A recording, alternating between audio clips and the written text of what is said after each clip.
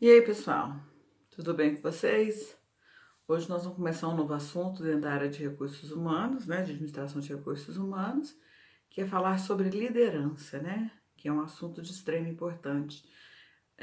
extrema importância. As empresas hoje, para que elas tenham sucesso, tenham um bom desempenho, atinjam um bom resultado, é de extremamente é de extremamente importância a figura de um líder, de uma pessoa que esteja à frente, que seja exemplo, que estimule as pessoas, que conduza bem o trabalho das pessoas. E é um grande desafio ser um líder, né? A gente ouve falar muito, uma brincadeira, né? Que tem a diferença do chefe, do líder, que o chefe é o que manda fazer, que não se preocupa com as pessoas, o líder é o que se envolve, é o que...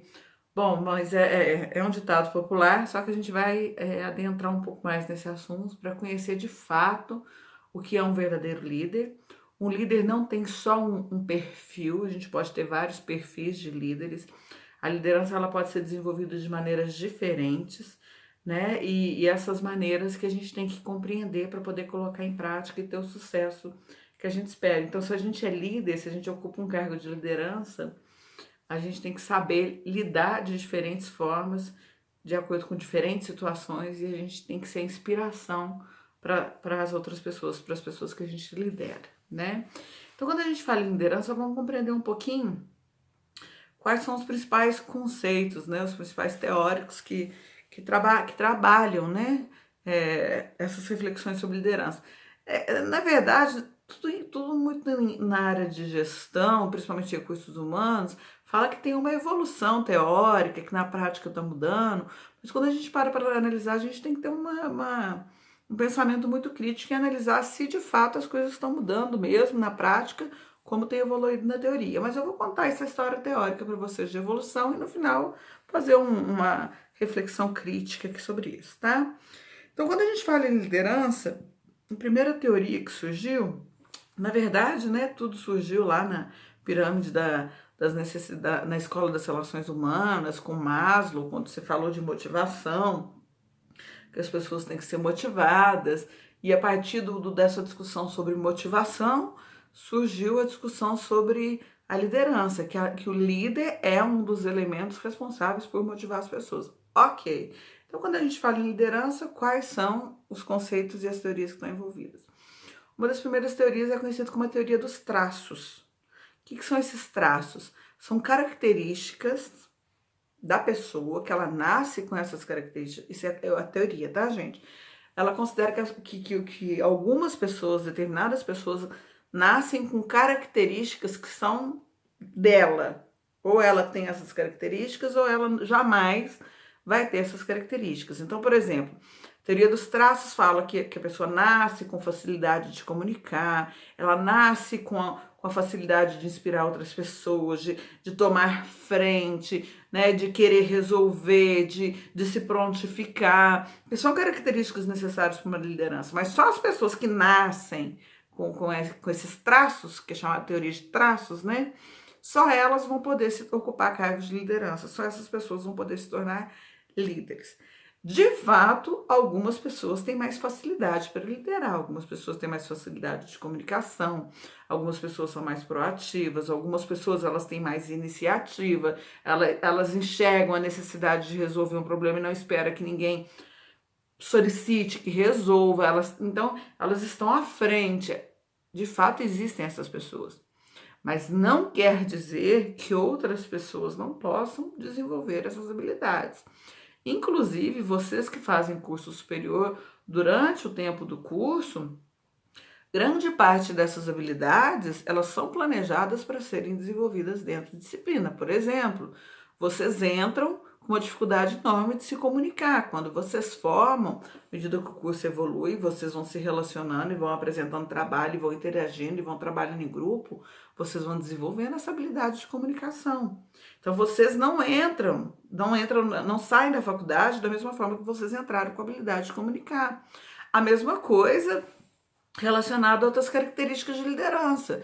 A gente trabalha muito questão de iniciativa, da pessoa não esperar ser mandado, né? Ela perceber a necessidade de desenvolver, isso é muito trabalhado dentro do ambiente acadêmico. Então, a grande crítica a essa teoria dos traços é: será que somente as pessoas que nascem com esse dom vão poder ser líderes? Naquela época, naquele momento, acreditava-se que sim, que eram somente essas pessoas. Mas, com a evolução da teoria, a gente percebeu e percebe até hoje, né, que essas características elas podem ser desenvolvidas. Não serão desenvolvidas igualmente para todas as pessoas. Isso vai muito da capacidade da pessoa para cada habilidade que vai ser desenvolvida e da pessoa querer desenvolver aquela habilidade.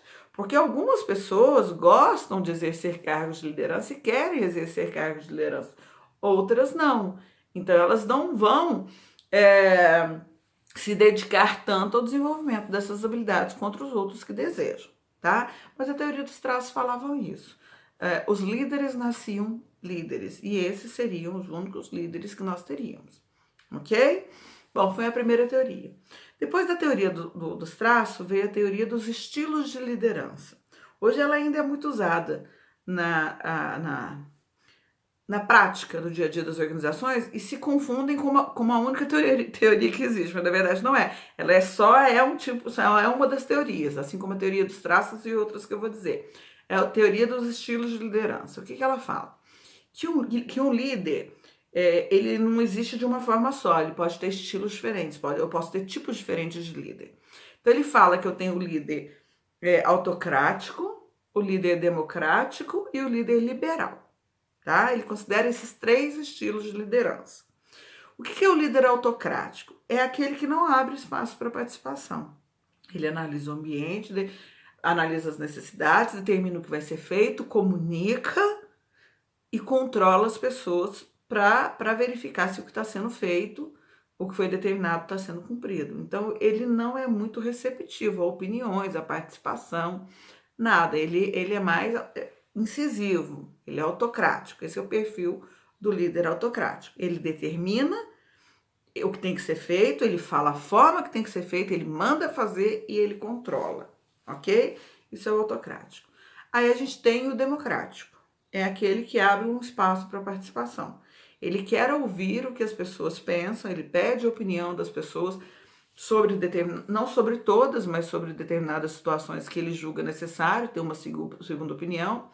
Ele ouve essas opiniões, ele faz uma reflexão, ele analisa e a partir dessas opiniões, o que ele julgar pertinente, ele vai tomar as decisões, né, considerando a opinião das pessoas. Então, algumas das decisões que são tomadas podem ter a contribuição dos colaboradores. De repente, não sobre o que fazer, mas sobre a forma de fazer, né? Sobre o resultado que se espera, as metas que são definidas, de repente, tem uma contribuição dos colaboradores nisso, né? Então, ele escuta, pondera e toma as decisões com base na opinião dos colaboradores no que for pertinente.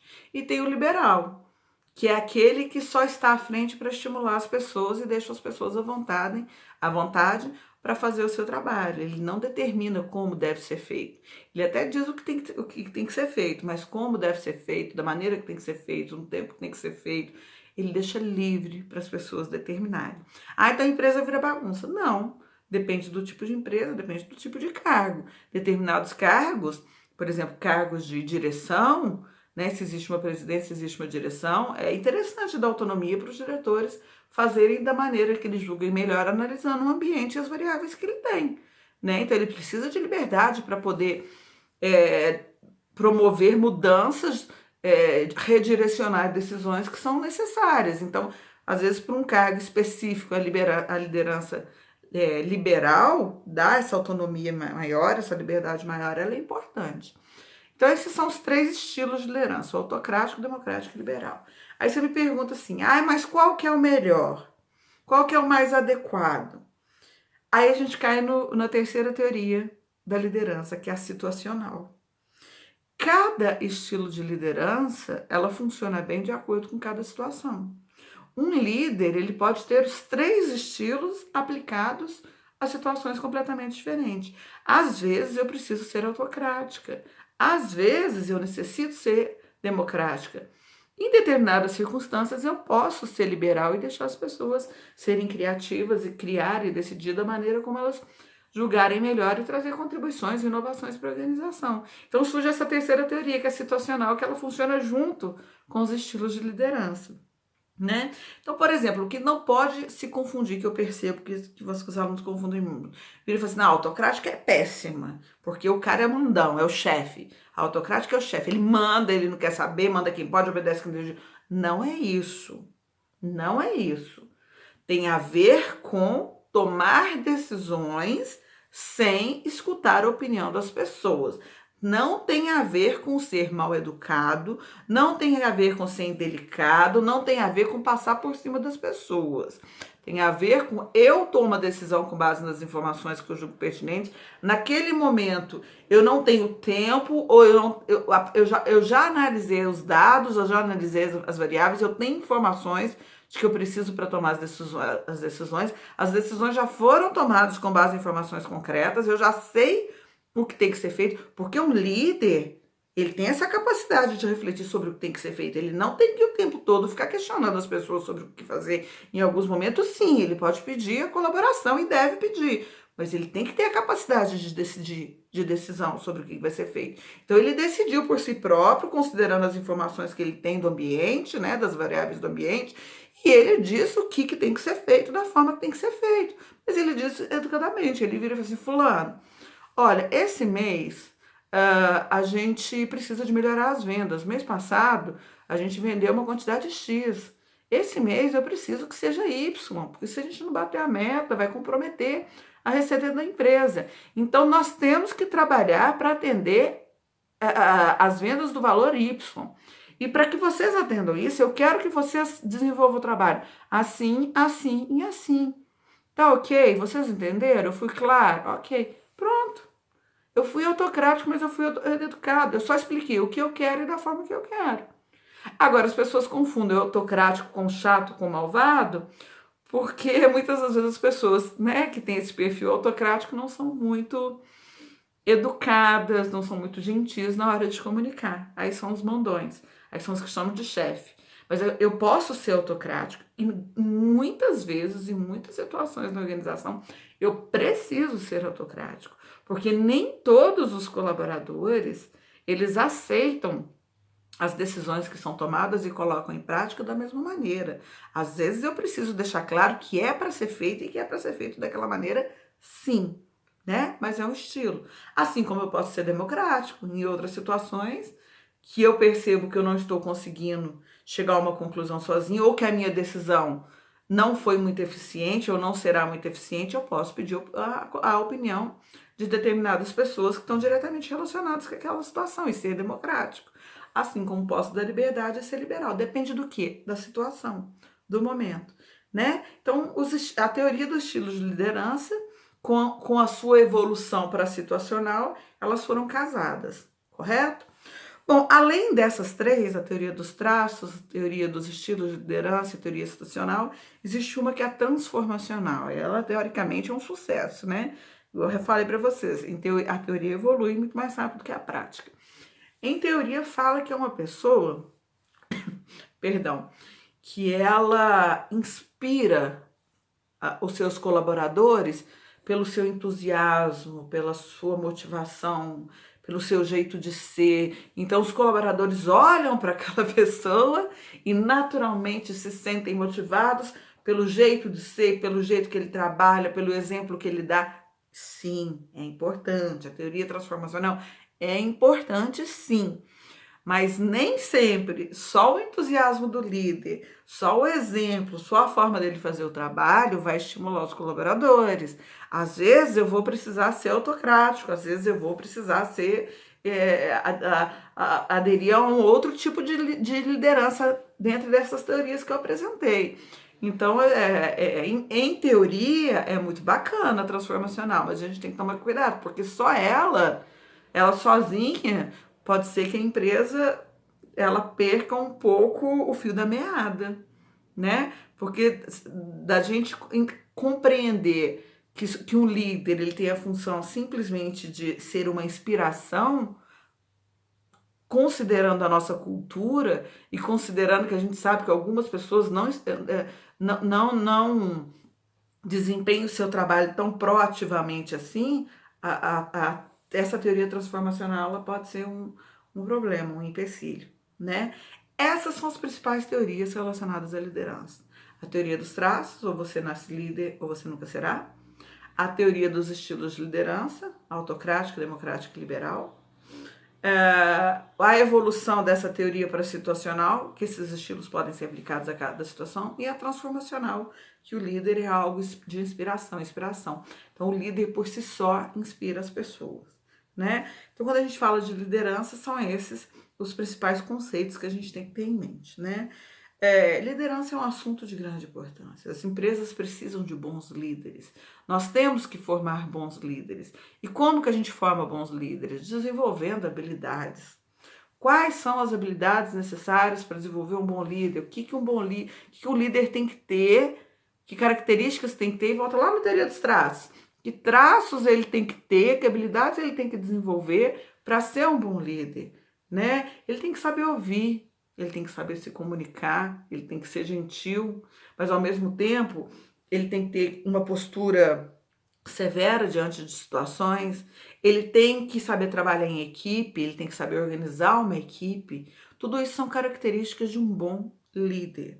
Eu posso ser líder, eu consigo desenvolver essas habilidades? Sim, de diversas formas, fazendo um curso superior no ambiente acadêmico, por exemplo, no seu ambiente de trabalho, sendo proativo. Quando você percebe que algo precisa ser feito, que faça. Eu sempre, né? Eu dou um exemplo que é o seguinte: às vezes a gente passa em determinado local, você vê uma caneta caída no chão, passa uma pessoa pela caneta, não faz. Em cima da caneta, não pega a caneta. Passa o segundo, vê a caneta no chão, não pega a caneta. Passa o terceiro, vê. Gente, se a caneta está no chão, você sabe que ela não tem que estar no chão, tira do chão e põe em outro lugar. É um exemplo simples e banal, mas às vezes a gente está vendo que algumas ações precisam ser desenvolvidas na empresa. A gente tem conhecimento para fazer, a gente sabe como fazer, a gente pode fazer, tem autonomia e não faz, porque não é minha responsabilidade. Sabe quando você vai ser um líder se continuar com essa postura? Nunca. Líderes são pessoas proativas, são pessoas que têm iniciativa, são pessoas que fazem sem que ninguém peça. Então, essas são características, né, atuais hoje para que a gente tenha um bom líder. A partir dessas características, a gente vai utilizando os estilos de gestão, aplicando a cada situação, tentando ser modelo e inspiração para as pessoas, para que assim a gente atinja o objetivo da liderança. Fazer com que as pessoas desempenhem bem o seu trabalho por meio da condução desse trabalho na figura do líder, né? Então, o líder ele está ali para estimular as pessoas, para mostrar para as pessoas o quanto é importante desenvolver aquele trabalho, o quanto eles são importantes e chegar nos resultados que se espera. Tá ok? Esses são os principais conceitos de liderança. Vou enviar um texto também para vocês de apoio. Qualquer dúvida, é só me chamar na plataforma Moodle ou lá no plantão. Ok? Abração, até o próximo vídeo.